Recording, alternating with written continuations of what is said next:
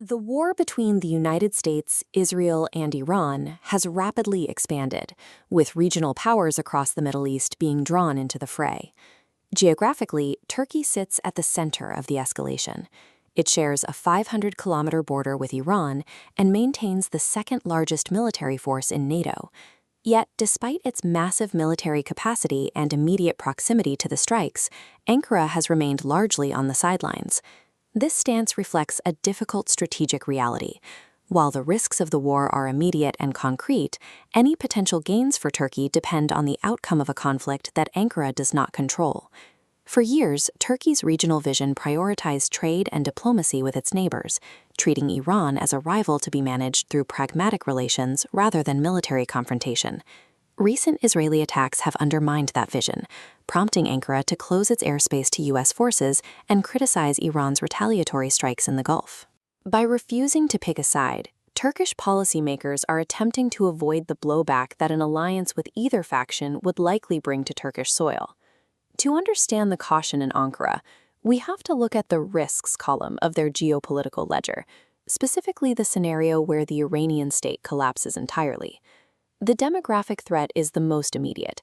As this crowd shows, millions of people fleeing Iran would likely head for the Turkish border, mirroring the Syrian precedent that already placed a massive strain on Turkey's infrastructure. Then there is the economic impact. An Iranian blockade of the Strait of Hormuz would trigger a severe energy shock, driving up the cost of oil imports for a Turkish economy already struggling with high inflation. These spillover effects are not hypothetical. For Turkey, a destabilized Iran translates directly into guaranteed economic and social liabilities. Military risks are also mounting. Stray missiles have already entered Turkish airspace near NATO facilities, forcing Ankara to deploy air defense systems like these, while choosing not to retaliate.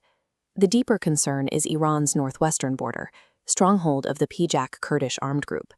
Reports of U.S. plans to arm them raise alarms in Ankara. PJAK has direct ties to the PKK, which Turkey designates a terrorist organization. Arming Iranian Kurds is a red line for Turkey.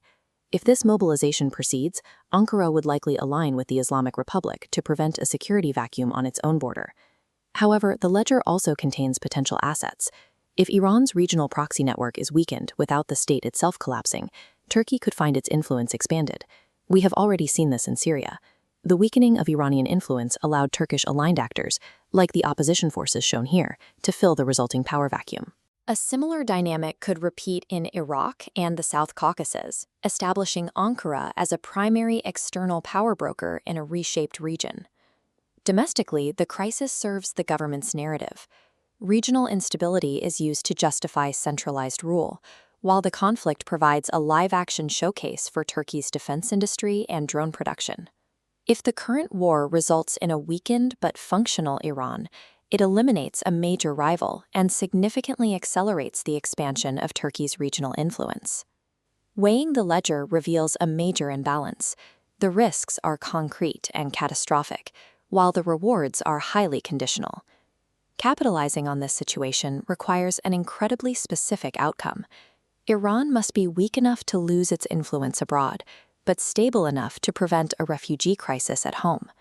Turkey's goals depend on the war landing in this narrow window. The difficulty is that Turkey lacks the leverage to ensure the war stays within that window, or to prevent a total state collapse if the fighting escalates.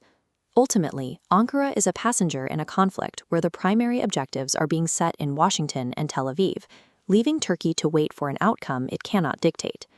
Washington's shifting objectives make it difficult for Ankara to envision a stable diplomatic endgame or to work toward one. Ankara's only option is cautious waiting, keeping communication channels open with Tehran while refusing to be drawn into the fighting on either side. Turkey hopes its neutrality will eventually earn it a seat at the peace table. For now, it is simply bracing for the possibility of a wave of instability that it may not have the capacity to absorb.